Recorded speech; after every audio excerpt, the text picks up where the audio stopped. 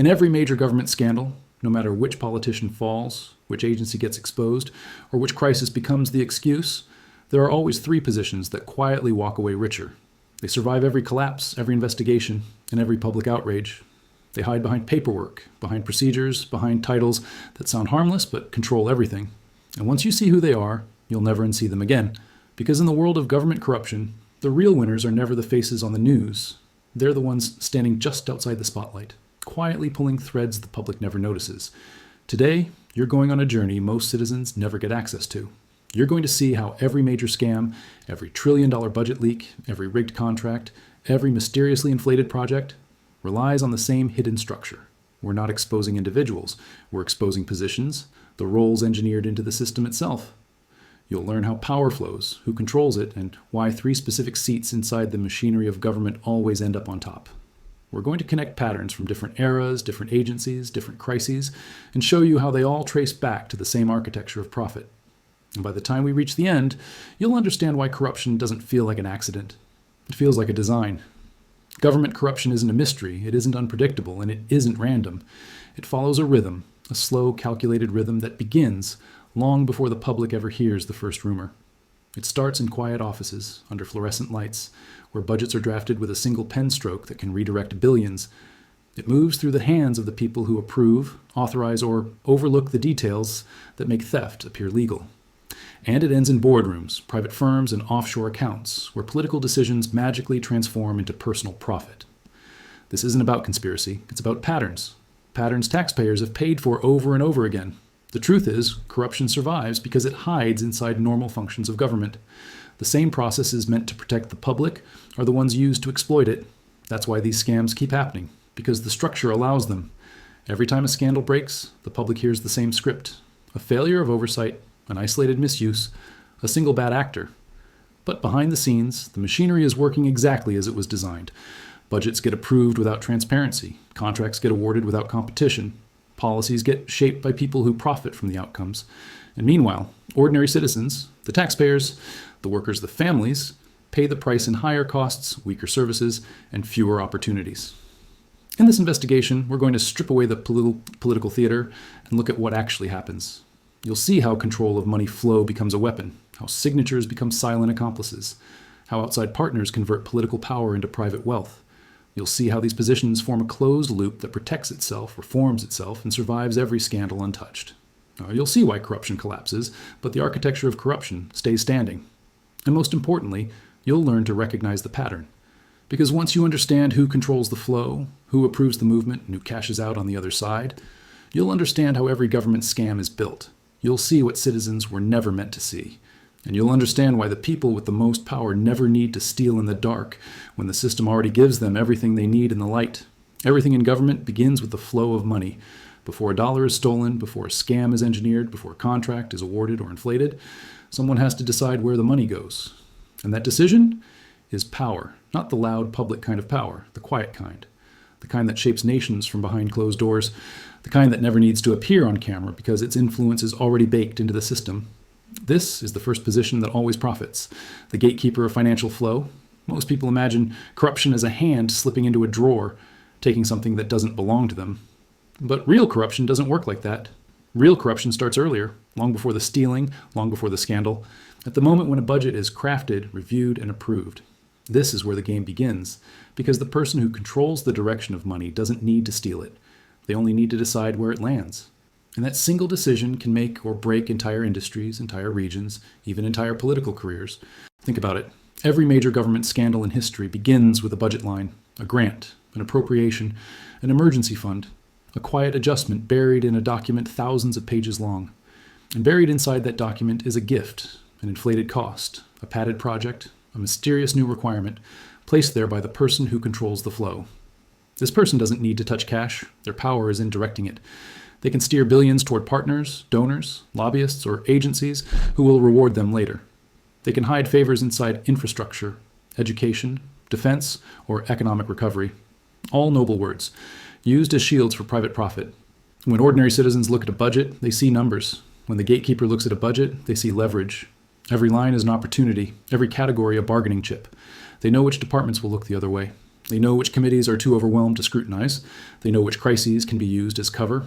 And they know that the public, buried in daily life, will never read the details that decide their future. This position is powerful because it appears harmless. Budget director, finance chair, allocation officer. Titles that sound like routine administrative roles. But behind those titles lies the authority to shift billions. They determine which projects receive life and which die. They decide which companies get contracts. They decide when a project suddenly becomes urgent. They decide who is worthy of funding and who is left behind. And in a corrupt system, those decisions have nothing to do with public good. They have everything to do with personal benefit. In scandal after scandal, investigators always discover the same pattern. The flow was manipulated long before anyone noticed something was wrong. A highway project that doubled in cost overnight. A government building approved without oversight. A military contract expanded under the banner of national security. A relief program suddenly receiving 10 times more than needed. The gatekeeper knows that money is loud when it arrives, but quiet when it moves. So they move it quietly, strategically, and always with a hidden purpose. And yet, this position rarely faces consequences. Why? Because the corruption is disguised as normal procedure. Budgets are allowed to be complex. Appropriations are allowed to shift. Adjustments are allowed to happen without explanation. And unless someone looks closely, very closely, the theft remains invisible. Even when scandals break, the public usually hears about the contractor who overbilled, not the official who directed billions their way in the first place. The gatekeeper walks away untouched, because the crime looks like paperwork. But behind that paperwork lies the foundation of every scam. If you control where money goes, you control who profits. You control the winners. You control the losers. And when corruption takes root, these decisions are never accidents. They are strategies, calculations, investments in future power. This first position survives every scandal because it hides behind responsibility. I was just doing my job. The budget needed adjustments. The department requested it. Yet every line they approve shapes the corruption that follows. They are the architects of opportunity, the silent engineers of profit. And once you understand this, you understand the beginning of every government scam. Because corruption doesn't start with theft. It starts with direction. And the person who controls the flow controls everything that comes next. If the first position builds the highway for corruption, the second position opens the gate. This is the role that doesn't control where money goes, but controls whether it can move at all. It is the signature, the approval, the authorization that transforms a corrupt plan into something that looks legal, documented, official, and safe. Without this position, every scam collapses instantly. With it, corruption becomes invisible. This role rarely appears in news coverage. It's not glamorous, it's not powerful in a public sense, and most citizens never hear the names of the people who hold it. But inside government, this position is feared, not because of the authority it carries, but because of the silence it operates in. These are the ones who sign things the public never sees, the ones who approve internal transfers, rubber stamp contracts, overlook discrepancies, or certify documents without asking questions. Without them, the machine stops. With them, the machine runs smoother than ever. They sit in offices buried deep inside agencies, procurement divisions, compliance departments, oversight units, audit teams, contracting offices. They are the technical gatekeepers who validate decisions made by the first position. And in a corrupt system, their job is simple: make wrongdoing look ordinary. A signature is a powerful thing. It can authorize the release of millions. It can finalize a contract with a company that shouldn't have been eligible. It can approve an emergency purchase without competition. It can certify fake cost estimates or inflated invoices. It can mark a transaction as reviewed, even though no review took place. It can ignore red flags that would have exposed everything. And once that signature is in place, the paper trail becomes armor. Investigators run into walls. Auditors find nothing unusual. On the surface, everything appears legitimate. Corruption loves legitimacy. It depends on it. And this position, this quiet, hidden signer, creates the illusion that makes a scam durable. They don't steal the money. They don't direct the money. They simply allow it. And without them, nothing moves. Sometimes they're pressured. Sometimes they're bribed. Sometimes they're rewarded with promotions, better assignments, or promises that the favor won't be forgotten. And sometimes the system is built in such a way that they don't even realize they're enabling corruption. They're trained to approve quickly, to trust the higher-ups, to process paperwork without asking why. It doesn't matter. The outcome is the same. Their signature turns power into profit. Every major scandal throughout history shows the same pattern. The flow is manipulated at the top, but the approval happens quietly, buried among thousands of routine decisions. A project is deemed urgent, so competitive bidding is waived. A company is classified as preferred, so its inflated pricing is accepted without challenge. A funding request is stamped approved even when the numbers make no sense. Nobody notices until it's too late. When an investigation finally happens, this position becomes the first line of defense. I was just following procedure. It passed through the proper channels. I assumed everything was already reviewed. They always appear innocent because the corruption wasn't exposed in their action. It was hidden in the action they never took. They didn't ask questions. They didn't slow the process down. They didn't demand clarification. And that silence was exactly what the scam required. The emotional cost of this is felt by taxpayers, not by the signers. Families pay more for services that were overpriced. Communities lose out on funding that was diverted. Workers suffer because money intended for them ended up in private pockets. And the person who authorized these outcomes, they go home on time, they sleep fine, they remain unknown to the public. This position survives scandals easily because they are insulated. They can always claim they didn't understand the full picture. They can blame the system. They can blame the pressure. They can say the documents looked legitimate. And because they never personally touched the money, they appear less guilty than those above or below them. But make no mistake, without this role, the corruption would never move. No scam is complete without a signature that pretends everything is normal. This is the invisible approval that turns manipulation into action. This is the quiet compliance that allows billions to slip through the cracks of public trust. And when you look closely at any government scandal, you will always find this: a signature in the shadows, validating something that should never have been allowed. It is the turning point where corruption becomes real. And it is the moment when silence becomes the greatest ally of power. Every government scam has a birthplace and an enabler, but none of it matters until the profit is extracted. The final transformation, the moment when political decisions turn into private wealth, belongs to the third position. This is the role that turns corruption from potential into payout. And unlike the first two positions, which operate inside government walls, this one often sits outside them. On paper, they look like contractors, consultants, lobbyists, strategists, or private partners. In reality, they are the harvesters of public money. This position doesn't need authority. They don't need titles. What they have is access. Access to insiders, access to information, access to timing. They know which projects will be funded before the public does. They know which regulations will change before businesses do. They know which sectors will rise and fall according to government decisions long before the markets feel it. This knowledge, quiet, protected, invisible, is more valuable than any budget line or signature. It is the blueprint for profit. When a scam is built at the top and approved in the shadows, these are the people waiting on the other side. They are the chosen beneficiaries. Their companies win contracts they never should have qualified for. Their firms receive grants that were supposedly competitive. Their organizations get exclusive access to projects that appear public but were planned privately. And while ordinary citizens believe these outcomes were fair, the truth is much darker. The winners were selected before the game even began. This position thrives on the revolving door between government and industry. One year they work inside an agency. The next year they work for a company that benefits from that agency. They carry knowledge with them, knowledge nobody else has, and they use it like a weapon. They craft proposals that match the exact language insiders want to see. They design bids tailored to the hidden requirements quietly inserted into contracts. They position themselves perfectly so when money starts flowing, they're already standing in its path. The pattern is everywhere. Defense contractors who grow rich during crises they helped shape. Private consulting firms paid millions to fix problems they were part of creating. Corporations winning deals because former politicians sit on their boards.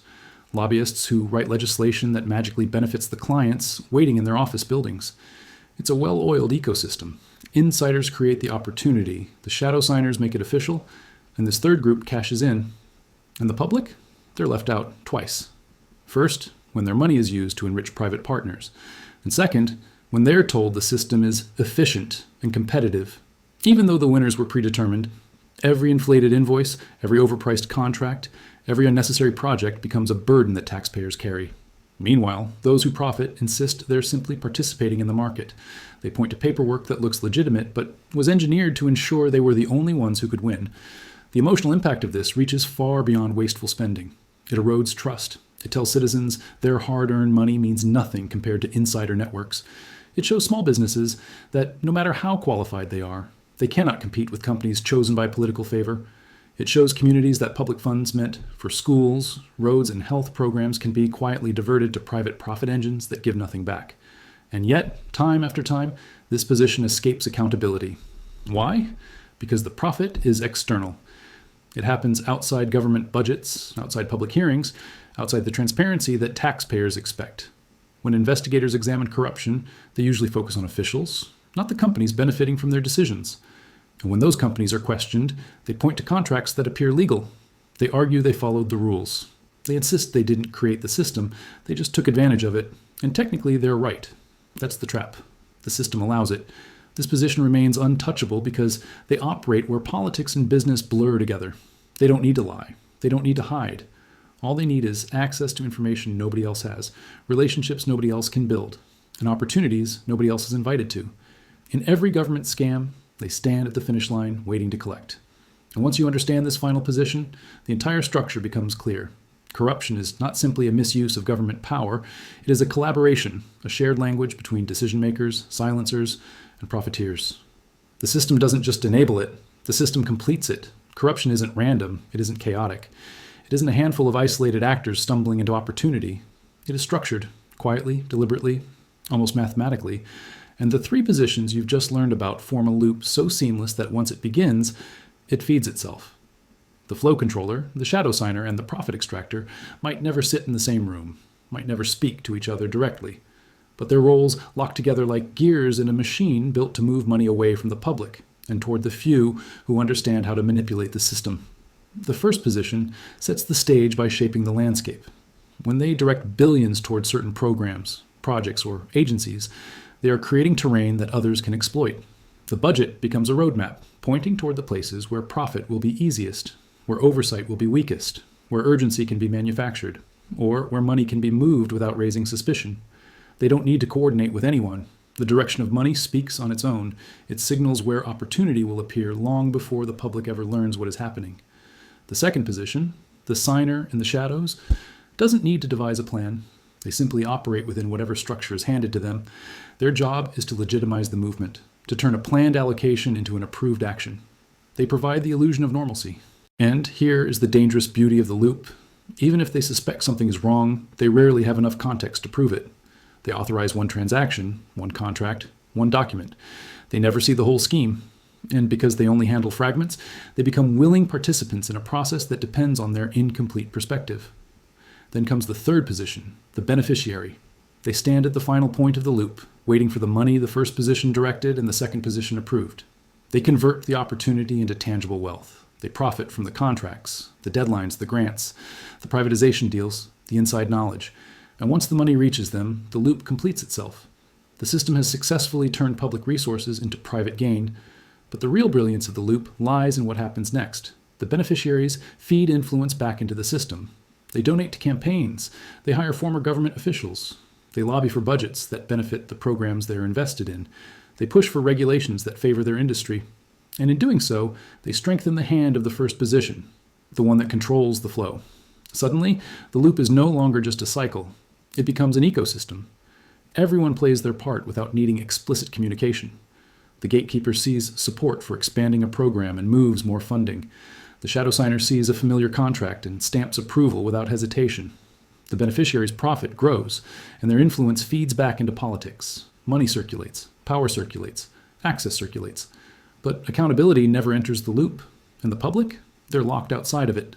To them, everything looks fragmented, one scandal at a time, one investigation at a time, one mismanagement at a time. They see the outcomes, but never the architecture. They don't see how the same roles survive every scandal and return intact, ready to function again with a different set of names, but the same underlying purpose. The loop protects itself by appearing complex, by drowning its movements in paperwork, by hiding behind professional language and bureaucratic procedures. The emotional impact goes deeper than wasted money. This loop corrodes public trust. It tells ordinary citizens that the system is too big, too complicated, too entrenched to challenge. It convinces them that corruption is inevitable, that nothing changes, that scandals are temporary storms, while the structure remains untouched. It creates a quiet sense of powerlessness, a resignation that government will always serve insiders before citizens. But the truth is far more chilling. The loop doesn't survive because citizens are powerless. It survives because the system was built to keep the public blind to how these positions interact. Each role appears independent, harmless, even necessary. The flow controller is just doing budget work. The shadow signer is just following procedure. The beneficiary is just participating in the economy. Nothing looks unusual until you step back and see the closed circuit connecting them. And once you see it, you can't unsee it. You begin recognizing how the same pattern repeats across agencies, administrations, and decades. You notice how scandals change faces but not structure. You realize that corruption isn't a glitch in governance. It's a feature embedded in the system through these roles. This loop isn't accidental, it's intentional. And as long as it remains hidden, it remains unstoppable. When a government scandal finally explodes into the public eye, it feels like everything stops. Headlines erupt, committees rush into emergency hearings, reporters crowd hallways with microphones, politicians promise investigations, accountability, transparency. Agencies scramble to explain themselves. For a moment, it seems like the system is shaking, but behind that noise, behind the outrage and the hearings and the carefully worded apologies, something far more predictable happens. The positions at the center of corruption stay standing. Individuals may fall, scapegoats, mid-level managers, occasionally a high-ranking official if the scandal is too big to ignore, but the architecture remains untouched. The roles themselves survive. They always survive. And the question every honest citizen should ask is, why? The answer is uncomfortable. These positions survive because the system depends on them. They are built into the machinery of government. They are the gears that keep the institution running, corrupt or not. If you remove them, everything slows, everything becomes difficult. Processes that are supposed to be smooth turn into bottlenecks. Budgets stall, projects freeze, agencies fail to function. These positions exist because the system needs them, not to enable corruption, but because they handle the most fundamental steps of governance. And the tragedy is that corruption hides in those necessities. The first position, the controller of flow, cannot be eliminated. Governments must decide where money goes. Budgets must be drafted. Funds must be allocated. Priorities must be set. The danger is not the existence of the role, it's the lack of transparency within it. Scandals expose individuals, but never the structure that allowed them to manipulate billions in silence. The second position, the shadow signer, cannot be removed either. Every program requires approvals. Every contract needs a signature. Every transfer must be validated. Without this position, government grinds to a halt. The system accepts this dependency, even if it means accepting the inherent risk, that a single signer can bless a scheme without ever facing consequences. So after a scandal, reforms may be announced, new rules created, new forms invented, but the role continues untouched, because the system cannot function without someone filling it. And the third position, the profit extractor, survives for a reason even more painful. The government is deeply intertwined with the private sector. Modern states outsource everything, from building roads to running prisons to managing data to providing health services. They rely on contractors, consultants, and companies. The private sector is not just connected to government. In many cases, it is woven into its core operations. Removing this position would require dismantling the modern economic model. So when corruption surfaces, the beneficiaries deny wrongdoing, pay a fine, rebrand, or simply wait for public attention to fade. Meanwhile, the loop they benefited from remains untouched. But there's another reason these positions survive, one that has nothing to do with functionality and everything to do with politics. Scandals are opportunities. They become tools for political battles, weapons for headlines, performances for voters. Politicians point fingers at each other, agencies blame each other, committees demand answers from each other. And during this chaos, the actual structure that allowed the corruption goes unnoticed. The public sees smoke, but never the furnace. Every time a scandal erupts, reforms are proposed to address the specific issue exposed. Rarely does anyone address the roles themselves. Rarely does anyone question the design. Rarely does anyone ask why the same positions keep appearing in every scandal, every administration, every era. Instead, the blame is placed on individuals, not on the framework that enabled them. The system fixes symptoms, but ignores the disease. And this is why the positions survive. Because punishing the architecture would expose too many people, disrupt too many alliances, and threaten too many interests. The loop is protected, not openly, not verbally, but structurally. It remains because too many powerful players benefit from its existence. The emotional toll lands on the public. Taxpayers hear promises of reform while watching the same patterns repeat. Families pay higher taxes to cover the losses caused by corruption. Schools go underfunded because money was misdirected. Hospitals remain stretched because budgets were manipulated. Communities crumble while insiders prosper. And every time citizens believe a scandal might lead to actual change, they watch the positions reappear like nothing happened. This is the final cruelty of corruption. The people responsible move on, the victims pay the price, and the roles that made it all possible remain untouched, waiting for the next opportunity. For most people, corruption feels like chaos, messy, unpredictable, a string of scandals that erupt out of nowhere and fade just as quickly. But when you trace the money, when you follow the signatures, when you study who profits and who never seems to lose, something startling becomes clear. These three positions aren't weaknesses in the system. They are the system. They are built into the architecture of modern governance, operating quietly beneath the political noise, beneath the headlines, beneath every promise of reform. This is the moment everything comes together. The realization that corruption isn't powered by a handful of rogue actors. It's powered by roles that exist in every agency, every administration, every era. The flow controller, the shadow signer, and the profit extractor don't need to conspire. They don't need to meet in back rooms. They don't even need to be aware of each other. The system has aligned their interests for them. The structure itself creates the pathway. The controller directs the money. The signer legitimizes the movement. The beneficiary cashes out. No scandal can exist without all three. No scam can succeed without their cooperation, whether intentional or incidental. And because their responsibilities appear ordinary, even necessary, the corruption embedded in those responsibilities becomes invisible. Think about what that means. It means the system is perfectly designed for the honest citizen to lose. Every time money is misused, every time a project is inflated, every time a contract is manipulated, taxpayers end up paying for decisions made behind closed doors by people they will never meet and rarely hear about. And yet, despite the cost, despite the damage, despite the broken trust, these positions remain shielded. Not because the system wants corruption, but because the system cannot operate without the very tools that corruption exploits. This is the twist, the truth hiding in plain sight. Corruption survives not because bad actors are clever, but because the structure gives them endless opportunities. The architecture is the loophole. The roles are the escape route. And even when scandals shake the public, the loop remains untouched, ready to repeat itself with new names, new faces, new contracts, new budgets. It's a painful realization because it means the problem is not one politician, one official, one agency. It's not a party issue or an ideological divide, it's structural. It's woven into the governance model itself. The system that allocates money, approves documents, and awards contracts is the same system that enables these positions to profit. And every time the public demands accountability, the system offers something that looks like change: hearings, statements, committee reviews. While carefully avoiding the one truth that could actually end corruption, the architecture must be rebuilt, not patched. This is the moment everything snaps into focus. The scandals you've seen for years weren't separate events, they were variations of the same design. The same roles repeating the same pattern over and over again, protected by a structure that prioritizes procedure over transparency, authority over accountability, and access over fairness. And once you see that design, once you finally understand the loop, you realize the truth that governments around the world hope the public never recognizes. Corruption doesn't break the system. Corruption is the system working exactly as it was built. For years, citizens have been told that corruption is a matter of bad people making bad choices, but now you've seen the truth beneath the surface. You've followed the path from the moment money is directed, to the moment it's approved, to the moment it quietly lands in private hands.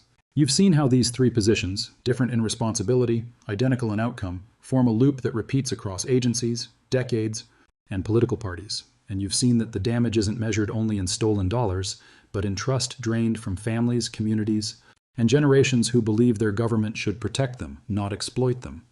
The controller of flow shapes the battlefield. The signer in the shadows clears the path. The beneficiary turns public decisions into private gain. Three positions, three roles, one repeating pattern. And although names change, although scandals rise and fall, although new administrations promise to clean house, the architecture remains untouched. The system resets, the loop reactivates, and ordinary citizens pay the price all over again. But awareness is a form of power. When you understand the pattern, you can recognize it instantly. You can see the red flags others overlook. You can question decisions the system hopes you won't notice. And you can hold accountable not just the individuals who fall, but the structure that allowed them to rise in the first place. Because corruption doesn't disappear on its own. It retreats. It waits. It survives in the spaces where citizens stop paying attention. And in the end, the truth becomes impossible to ignore. These positions didn't just benefit from corruption, they made corruption possible. They shaped it, protected it, and carried it from one era to the next, long after every scandal faded from memory. The faces changed, the headlines changed, but the structure stayed intact, waiting for its next opportunity. And once you've seen how the pattern works, you understand the hardest truth of all. Corruption didn't sneak into the system. It was built into its foundation. If this revealed something you didn't expect, hit like, subscribe, and share this video. Tell us in the comments which position caught you off guard. And stay with us. More investigations are on the way.